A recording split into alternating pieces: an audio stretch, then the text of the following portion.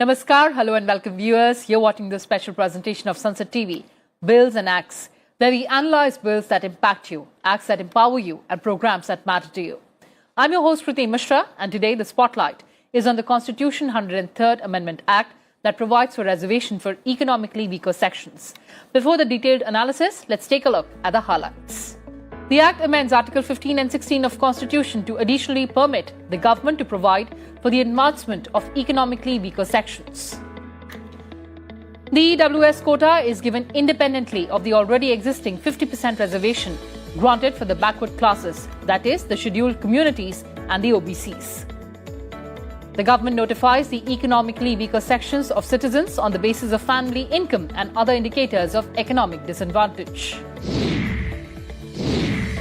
So why did we need this act? Well, there are many people or classes other than backward classes who are living under hunger and poverty-stricken conditions. The 10% quota is progressive and could address the issues of educational and income inequality in India, since the economically weaker sections of citizens have remained excluded from attending higher educational institutions and public employment due to their financial incapacity. The Supreme Court upheld the validity of 103rd Constitution Amendment, providing 10% reservation to EWS in admissions, government jobs with a 3-2 majority. So what are the implications of this act? What are the challenges? That and much more in this edition. Let's welcome our illustrious panelists. Joining us in the studio, Justice Gyan Sudha Mishra, former Judge, Supreme Court of India. Also joining us, Mr. Desh Ratan Nigam, Advocate, Supreme Court.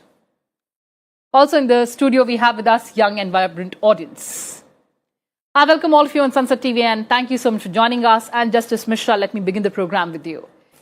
The original intent of reservation policy in the newly independent India was to provide level playing field and opportunities to those who were discriminated on account of their birth. Ma'am, but as we progressed, we know that there are many people who live under the poverty-stricken situations and they may not belong to backward classes. In that context, take us to the importance of this act. See, I truly welcome the vision under which this amendment has been brought into. But before I begin on the merit of it, I would really like to, beseech the citizens of this country at large that when we try to assess the, or rather judge the issue, we have to be acutely objective about it, irrespective of which caste, creed or community you belong. That is what is lacking and also makes us feel conscious. Very important message, ma'am. Yes. Very, very important. And adding to that, I would say, a judge is not the one who judges and gives a judgment. There is a judge in each one of us, and that will tell you what is right and wrong.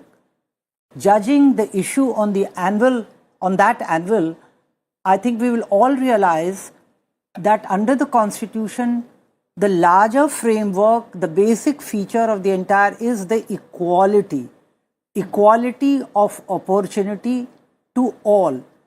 And if a reservation has been given to a particular class, community and creed, that also is for bringing social justice into the society.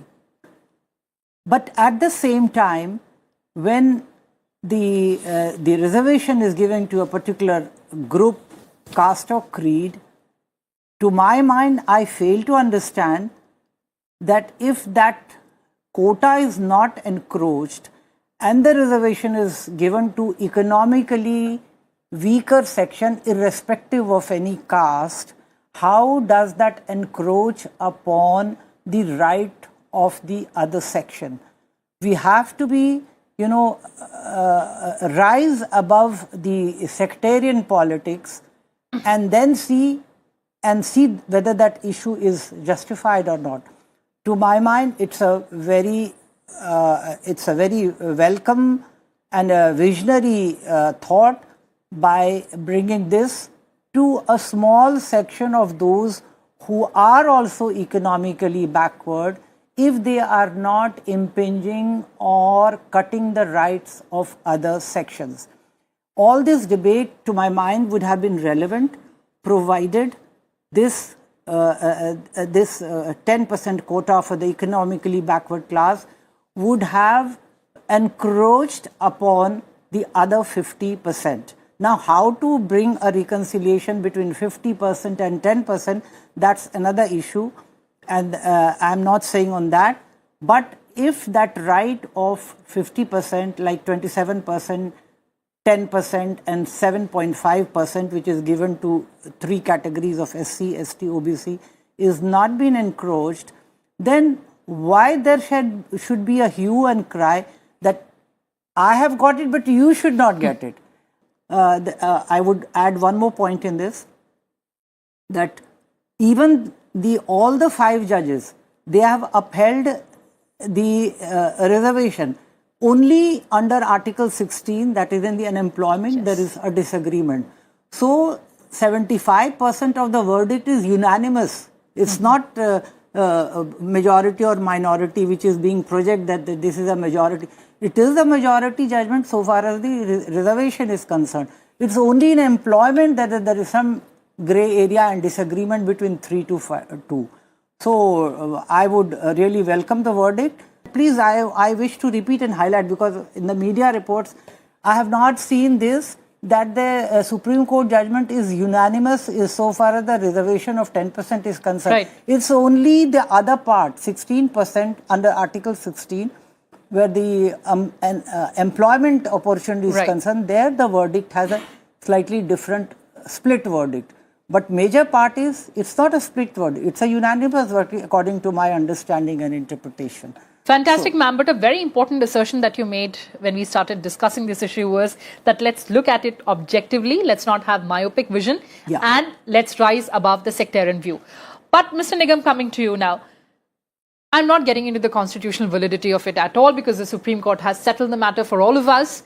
It does not alter the basic structure of the Constitution. But let's talk about the implementation challenges. Now, the criteria for EWS quota is going to be 8 lakh annual income of the family. Now, that certificate is issued by the magistrates or the revenue official that is mired in political influences and corruption. How do we find a way? Kriti, in fact, before I answer that question, our preamble is quite clear about the entire issue of reservation, because everything, preamble being the key to the Constitution, it lays down a path for people to interpret the Constitution. Now, our Constitution, we the people, have secured our citizens economic, social and political justice. So the word economic criteria is inbuilt for any of the policy impetus which the Government of India has to undertake, whether it is reservation or otherwise. Now, the second security that our Constitution provides is equal opportunity and equal status. And is that possible if there is a large section of your population which is poor? The last person standing in the queue, the Antyodaya concept of Antyodaya. Yes. If he is not touched upon, the level playing field, as you talked about, or the equal opportunity that the Constitution provides, will never fructify in real life.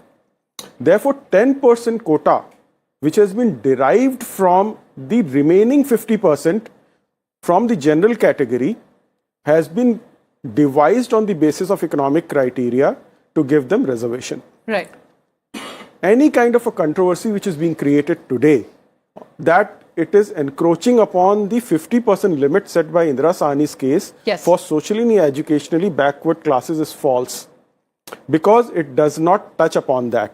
That reservation status remains the same. It has not been disturbed. Let that point sink into everybody. Very important clarification. Yes, sir. And therefore,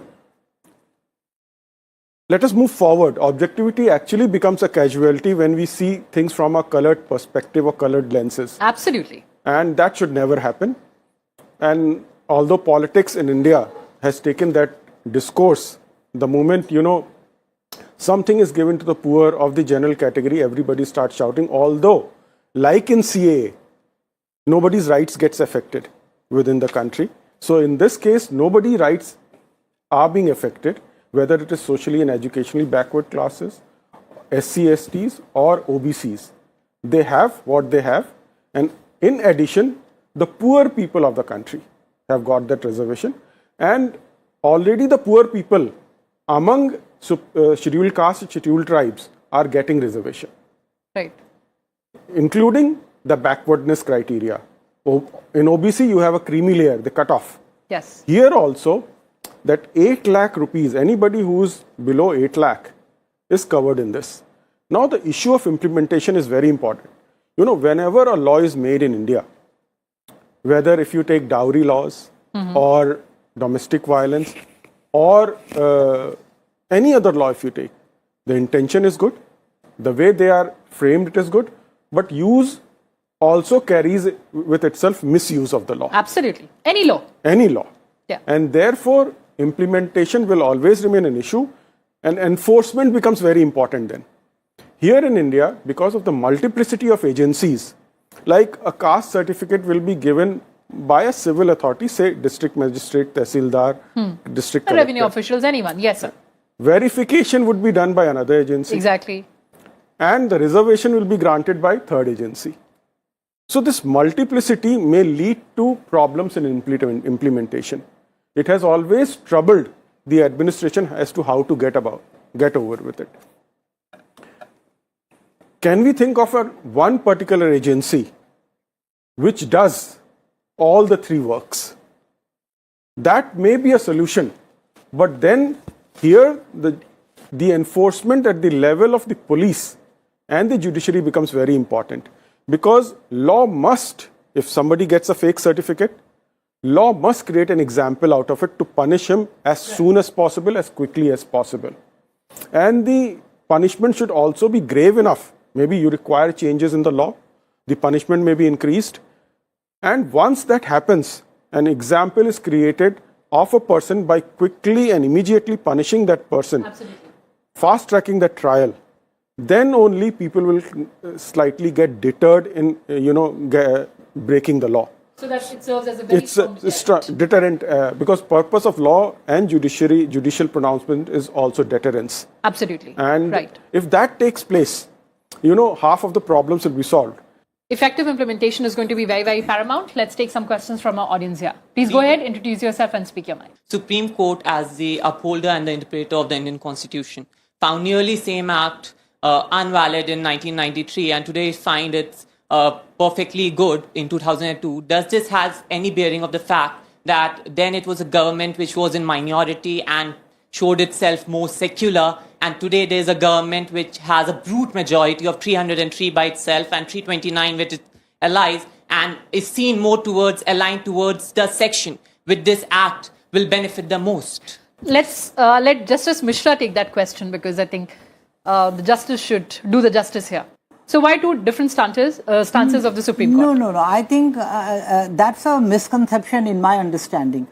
There is no, because, if this verdict had encroached upon the previous judgments like Indira Sahni and other cases, then this judgment doesn't say that the reservation given to the OBC or SC/ST has to be reduced, or it is bad or good. It doesn't. It's only confined to the additional reservation given to only 10% of the economically backward class. So, to my mind and in my understanding, it doesn't clash with the previous verdict, because that verdict will remain as it is. That is rather, that exercise has to be done more seriously about the creamy layer. Right. So, to my mind, I don't think there is a clash, and there is no change in what was given by the previous judgment. That's my way of looking at it. Let's take another question. When the constitution was made, the reservation was made temporary. It was not permanent. But now we see that reservation seems to be permanent. Not now, but it is increasing. The 50% limit is also being crossed by the Jharkhand government. Yesterday, they passed a resolution saying that 77% reservation they are passing. So don't you think that it is becoming very difficult for the ones who are not reserved Mr. to Nigam, just would you like to qualify take for that one? Yes, before I answer that question, I do want to reply to the previous question also. In a democracy, parliamentary system, it runs on majority. So we don't use the word brute. Brute gives a very negative term to it. that reflects the will of the people. So you don't call the will of the people as brute. Please remember, it has come through a democratic process. Yeah. Now, secondly, earlier judgments which were there and earlier decisions which were taken by the then governments were done, especially the state governments, others were done without making constitutional amendments. That's right. So far as economic criteria is concerned, no changes were made in Article 15, 16 of the Constitution. Therefore, they were struck down. You have to have a basis first in the Constitution for that kind of a reservation, which is actually not provided in the Constitution. Hence, the amendment was brought in under Article 15 and 16 to give this reasonable classification of 10% EWS quota. Therefore, a foundation was laid down. Earlier, that foundation was not there. That is the distinction that I need to draw out here.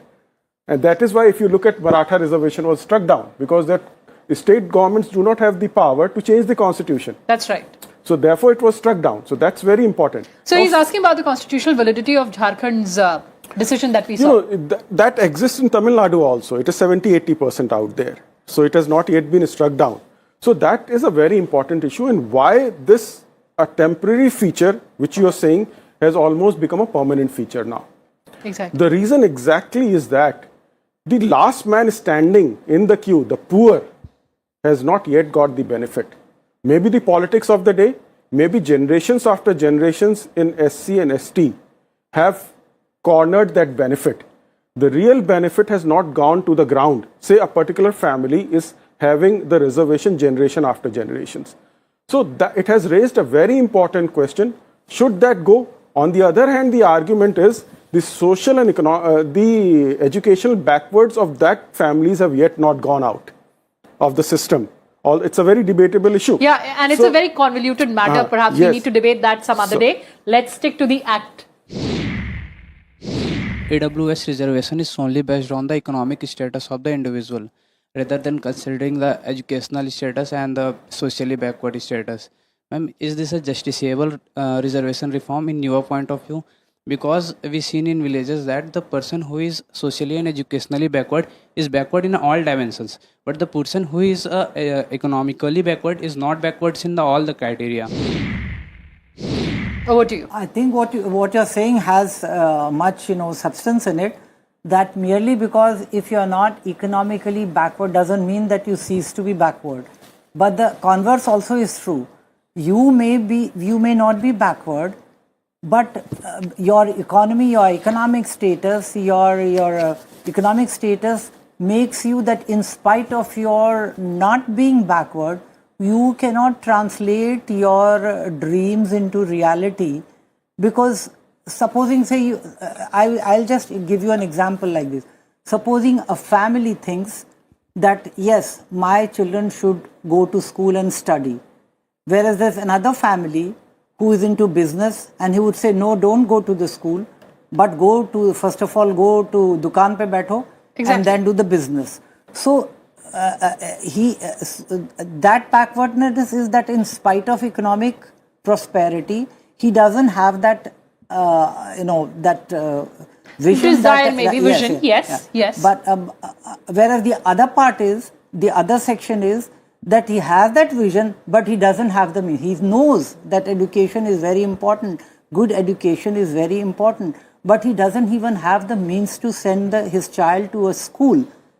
Maybe if the government school comes to a rescue, that's a different matter. But so both and our preamble and the Constitution envisions that you give equal opportunity to all for social harmony, to bring in social justice. So whereas one class will have to be taught, will have to be given reservation because he is not sending his child. So he might be compelled that, or he might get motivated that since we have got opportunity to have reservation, he might send his child to school.